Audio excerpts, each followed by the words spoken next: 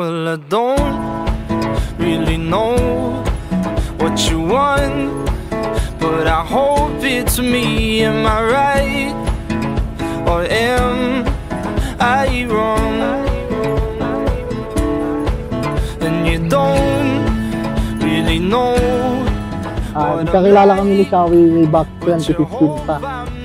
Pero naging close lang kami talaga nung nagsimula kami magtambay-tambay sa mga sasakyan, gano'n. Tapos, yun, lagi akong tumatambay sa pwesto nila, dadaan sa paggulat.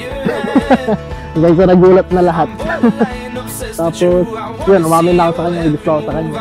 Nagkakilala kami 2015, college pa lang, sa Dagupan. Tapos, yun, friends pa rin. Tapos hanggang sa chat-chat lang kapag may kailangan na itatanong, gano'n.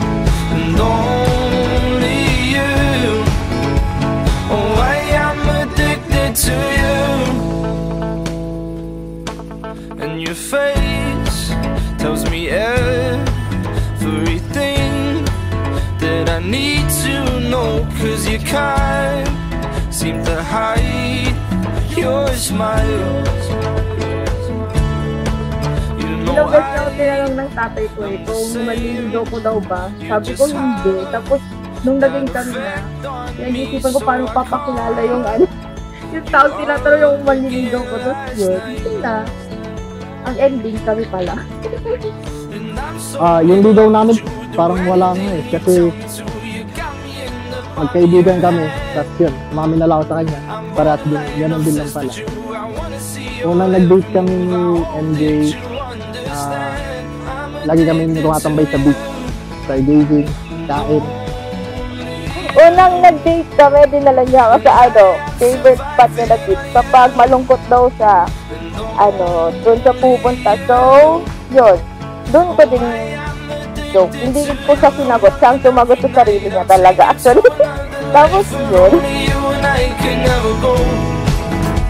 A place where it's never cold outside and nobody can ever find us. I don't really mind once you know that I am. Si MJ naman, sa ugali niya, masungit, pero ang gusto ko sa kanya, sobrang alaga niya.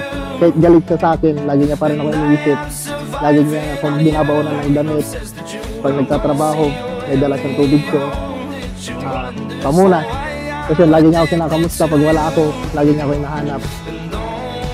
Sa ugali naman ni Ace, kung isa sa talagang napapaboost yung galit ko sa kanya pag pinipikon niya ako. Yung alam niya, pikon na ako, pipikunin pa niya ako. Pero naman, mas naman kami, talagang masaya.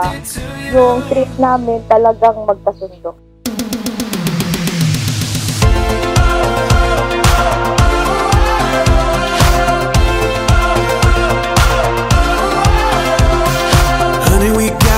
That's full in a dance floor made of grass. Your blue eyes make me wanna make this evening last. Put on an old song, put on that new dress. Tomorrow's coming but it ain't here yet. We got stars outside, just you and I got this feeling rising through the ceiling, singing ooh.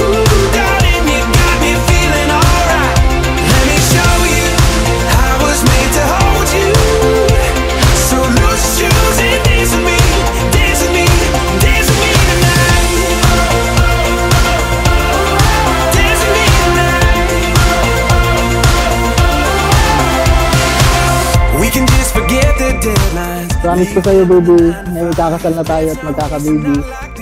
Iingatan ko kayong dalawa. Tapos, lagi ko kayong kasamahan kung may mga events, lalo na pag tumapasok na yung baby natin. Tapos, kung kailangan mo ako, nandito lang ako lagi, kahit gano'ng ka-busy yung schedule ko. Promise ko, ngayon na kasal na tayo. Siguro mas papabain ko pa yung pasensya ko. Pero alam kong hindi ko kaya. Alam ko magpaka-plastic, pero alam mo naman yun. Love naman kita, sobrang.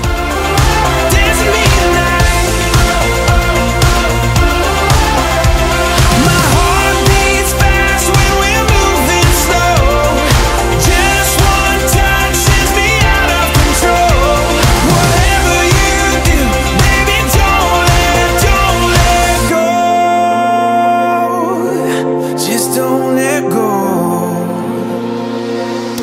Jess, Mary Joy.